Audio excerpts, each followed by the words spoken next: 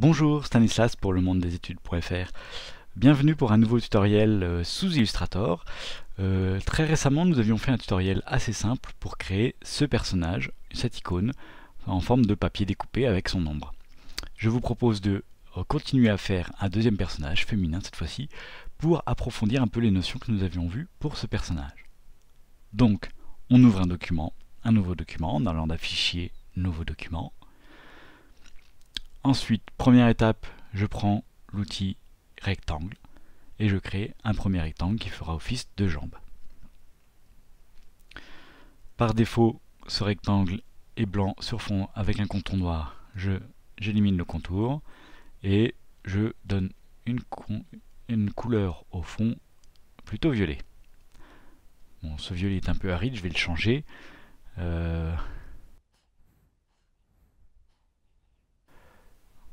Voilà, sans y passer des heures non plus. Un peu trop saturé, je le désature. Et au niveau de la luminosité, ça me semble pas mal. Très bien. Voilà. Partons sur ce postulat-là, sachant que nous pouvons le changer par la suite. Comme précédemment vu, je sélectionne avec l'outil V, l'outil de sélection, cette flèche-ci, raccourci V, je sélectionne mon objet, je maintiens Alt pour cliquer, pour dédoubler, copier cet objet. Je maintiens un majuscule pour contraindre mon objet à rester sur la ligne horizontale et je le lâche, la deuxième jambe est créée. Une fois ceci fait, je vais commencer à créer le corps. Je vais dans l'outil rectangle comme précédemment. Je crée mon rectangle comme ceci. Le but étant de créer une robe, donc une partie haute et une partie basse. Pour la partie basse, une fois mon rectangle créé, je vais déformer ce rectangle. Je vais pour ce faire dans Objet, distorsion d'enveloppe, créée d'après une déformation. Les déformations sont ici listées, vous en avez beaucoup. Dilatation, renflement. Après vous pouvez jouer sur l'amplitude, vous voyez, hop. Celle qui m'intéresse aujourd'hui c'est la première, arc. Si je fais un arc horizontal négatif, voilà, ça nous donne un bas de robe arrondi qui est assez joli. Je fais OK. Maintenant, si je veux faire ces contours-là un peu plus arrondis, je sélectionne bien mon enveloppe, je vais dans Objet, si je choisis Distorsion de l'enveloppe, qu'est-ce qui se passe? Je ne peux pas ajouter une deuxième déformation à la première, il la remplace. Pour ajouter une deuxième déformation à la première, je fais Annuler, je sélectionne bien ma distorsion, je vais dans Objet et je fais Décomposer. OK. Cette fois-ci, la distorsion est devenue un vrai tracé qui a été placé ici. Ce tracé, je resélectionne Objet, Distorsion d'enveloppe, créé d'après une déformation. Cette fois-ci, je ne veux pas déformer de cette façon. On va essayer peut-être une dilatation, peut être intéressante, mais c'est pas vraiment ce que je veux. Peut-être plus un renflement. Alors renflement vertical dans ce cas-là. Voilà. Ah, ça me plaît davantage. Voilà. Essayons comme ça. Je fais OK. Je vais dans Objet et je décompose. Ce qui n'est pas une obligation, mais ce que personnellement je préfère. Comme ça, j'ai vraiment accès à l'objet directement, au tracé directement.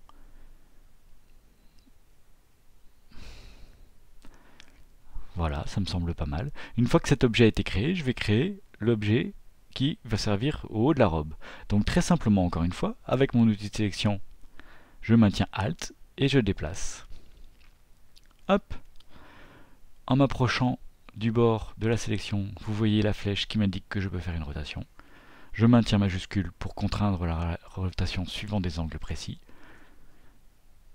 Il me suffit alors de rétrécir légèrement l'objet. On va l'affiner.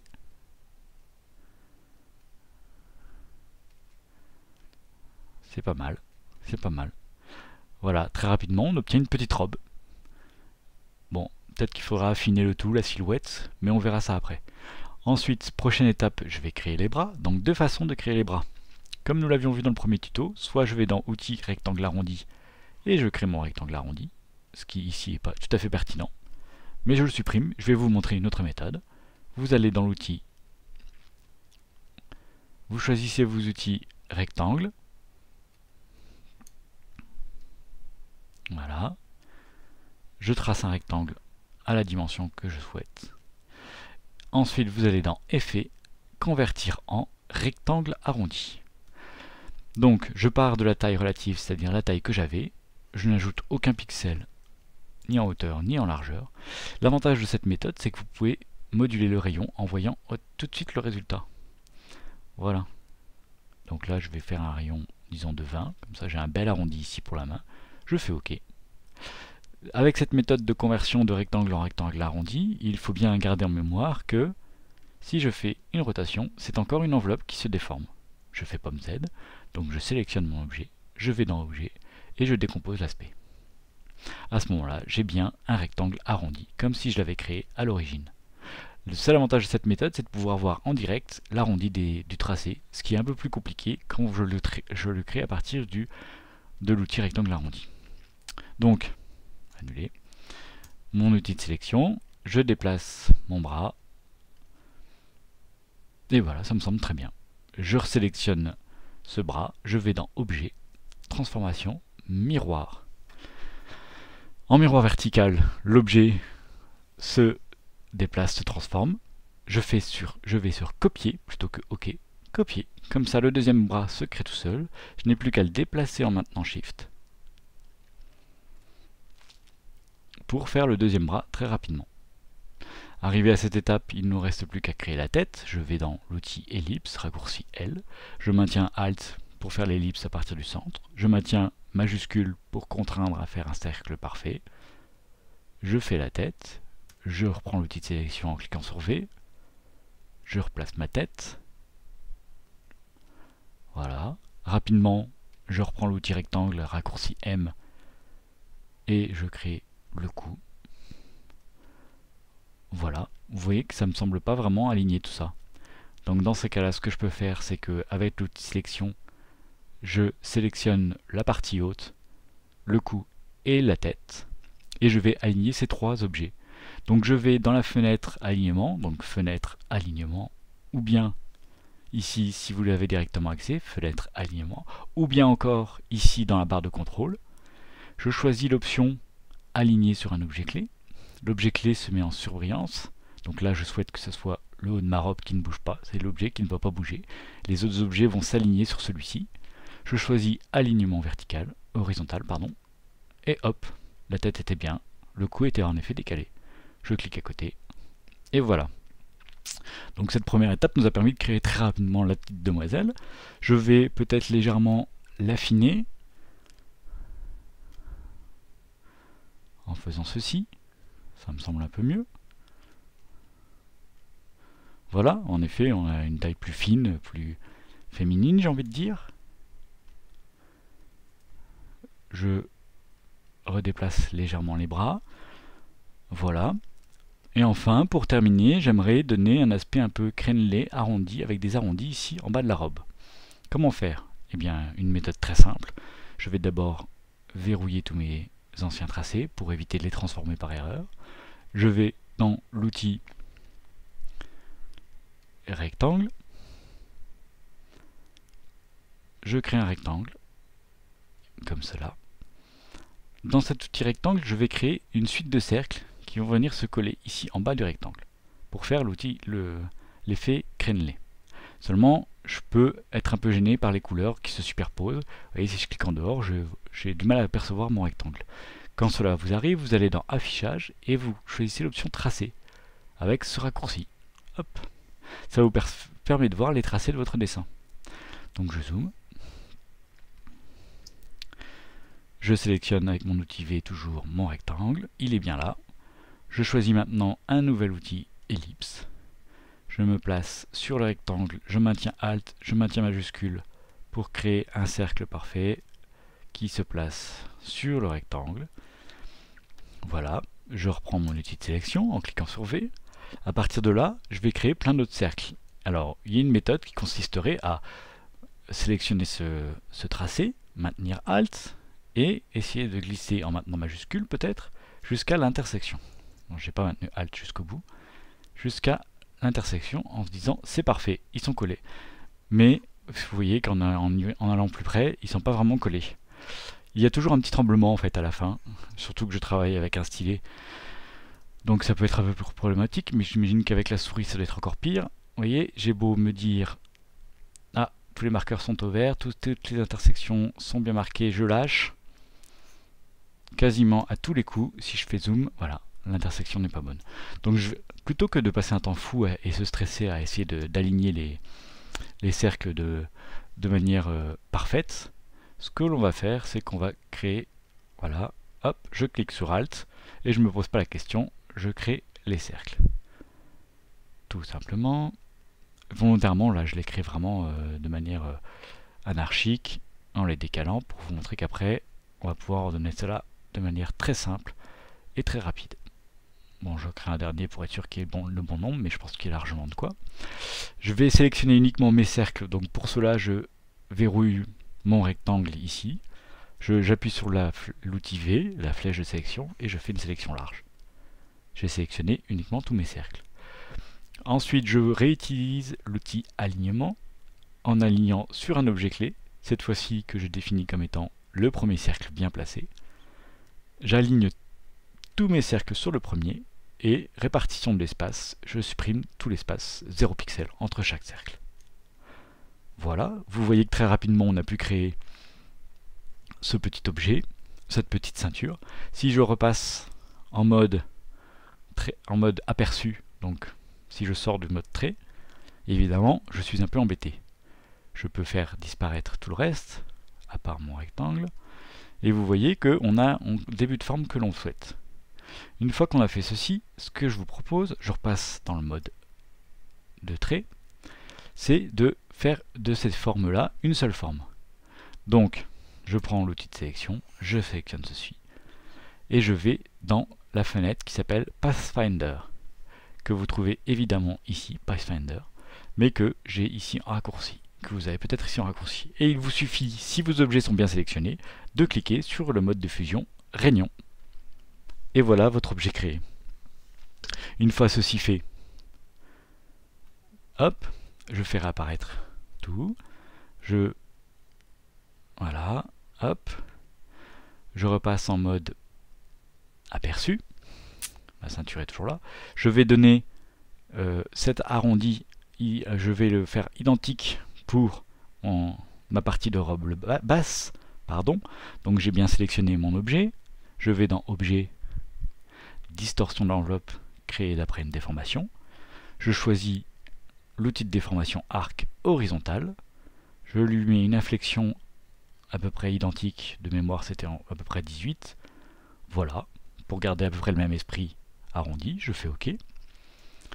Je n'oublie pas ici de décomposer mon objet pour avoir directement accès au trait qui est là. Une fois que ceci a été fait, vous voyez que notre objet est ici, je le glisse juste au-dessus de l'objet robe que je déverrouille. Nous avons donc accès à ces deux objets. D'accord?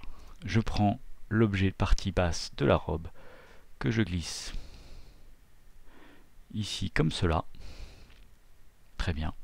Je sélectionne bien mes deux objets. Et cette fois-ci, j'utilise l'outil concepteur de forme majuscule M. Avec cet objet, en cliquant sur les surfaces qui se grisent, je vais pouvoir créer des objets indépendants. Si je clique ici, ici et ici, j'ai ainsi pu créer hop, des petits objets que je fais disparaître. Hop. Et voilà. Et du coup, très rapidement, j'ai pu créer un bas de robe. Je reprends l'outil de sélection. Je mets à la poubelle les calques en trop, qui ne me servent à rien. Voilà. Bon. Dernière chose, peut-être ce bas de robe que nous avons pris la peine de créer, je vais changer sa couleur pour le faire un peu ressortir et donner un peu plus de relief à l'icône. Donc on va le désaturer davantage et on va lui donner un peu plus de peps au niveau luminosité. Voilà. Et voilà, dernière étape, très rapidement, je sélectionne l'outil plume raccourci P qui est ici. Je clique aux différents endroits où je veux que ma forme se crée pour donner l'illusion d'une découpe papier au ciseau.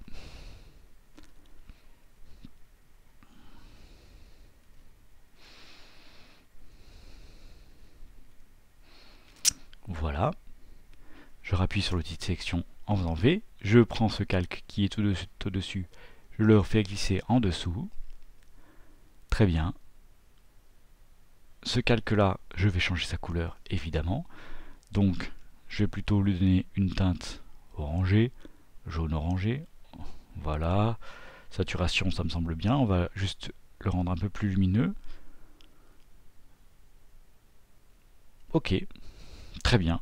Et dernière étape, évidemment, on applique l'effet ombre comme nous l'avions fait pour le personnage précédent. Ombre portée. Je clique sur aperçu. Cette ombre portée me convient tout à fait. Je fais OK. Et voilà. Alors maintenant juste, je me dis qu'il y a un ou deux points qui ne me plaisent pas sur ce papier.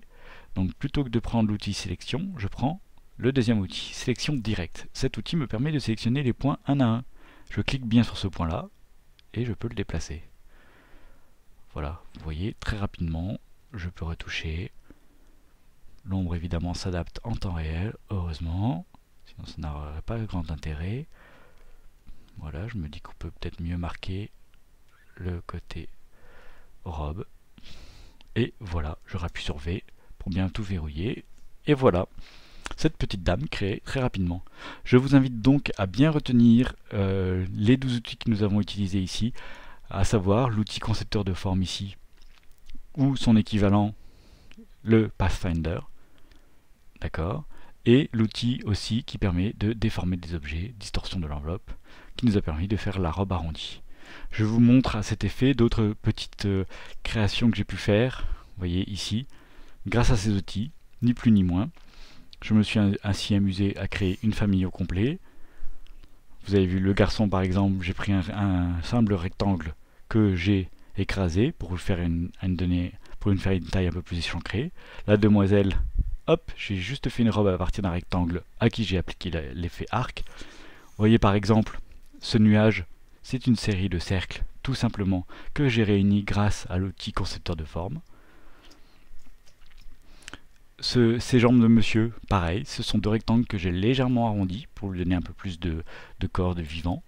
Et ce personnage qui semble bien plus complexe, eh bien ce n'est rien d'autre que l'utilisation de ces outils. Un cercle, puis un autre demi-cercle que j'ai relié. Ce sont des yeux avec un autre demi-cercle que j'ai coupé, que j'ai déformé. Le nez, c'est un triangle que j'ai arrondi. Voilà, tout ceci, ce ne sont que des outils que nous venons de voir. La seule limite sera votre imagination. Voilà, en espérant que ce tuto vous a appris encore beaucoup de choses. Et je vous donne rendez-vous très bientôt sur lemondedésétudes.fr. Au revoir.